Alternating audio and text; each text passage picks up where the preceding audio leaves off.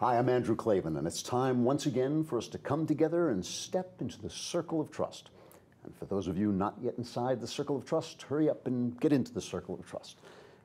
That means you, Bill Whittle. Bad touch. Bad touch. I'm staying here. Here we go. We're going to answer questions from viewers today. We've got an historical question from PJTV Facebook fan Sam Cox. Sam asks, is this what it was like in the 1770s when the men we call the founders were debating the principles of liberty and organizing the separation of themselves and their colonies from oppressive English rule? To survive, will liberty have to make a similar break from the increasingly oppressive American rule? What do you think? That's a pretty profound question. It's a great question. Yeah. I find myself thinking, especially during the last 2 years, needless to say, a lot of the systemic problems that we're seeing in terms of budget and stuff has been going on for a long time, but so many of the things that this president have done have turned the country completely around.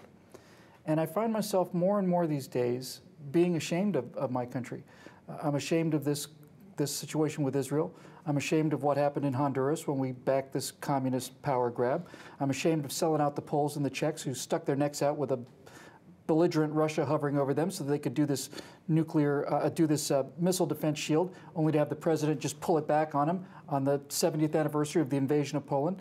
I'm ashamed of a president who gives our stalwart allies an iPod. I'm ashamed of all these things. And I find myself, for the first time in my life, fearing and often really disliking my government. Not the flag. Yeah. That's different. That's the people, but the government. And it's interesting he mentioned the 1770s, because for the first time in my life, I have some perspective on what pain it must have caused our founding fathers to break with England. You always think, oh, America. They were going to America, man. You know, they had the big America coming. No, they were British subjects. They loved their crown. They loved their king. They were patriots. Right. It took a lot to get them to the point where they said, I don't want to be an Englishman anymore.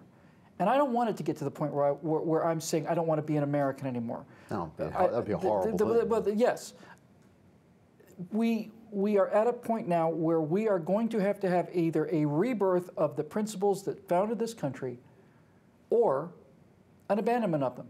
We can't continue the way that we're going now. It's got to be one or the other. Yeah, I think we really are coming very close to, not to use a cliche, but coming very close to a tipping point. And what worries me is not so much this administration, because we've had this is the worst administration of my lifetime, but we've had bad administrations before, and we've had administrations that have done bad things before. So I'm not, nobody can do that much harm in 4 years, and I feel like he could come and go, and we'd be sitting around saying, that was bad, but now it's over.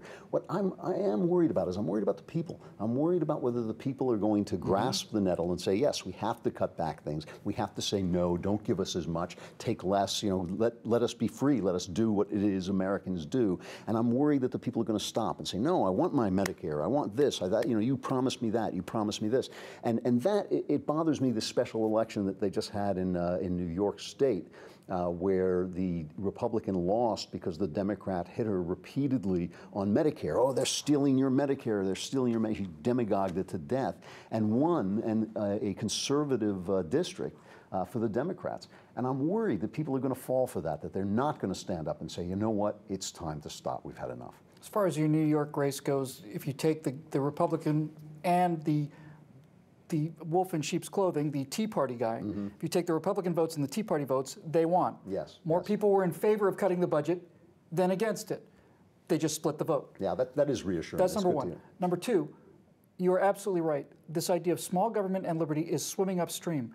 When you offer people something for nothing, well, of course, nothing is for nothing, but if you say, we'll just take all your money and we'll give you all this stuff, we'll make everything free, free healthcare, free housing, free all this other stuff. You are giving people candy, and it's harder to talk people into not eating candy than it is to eating it.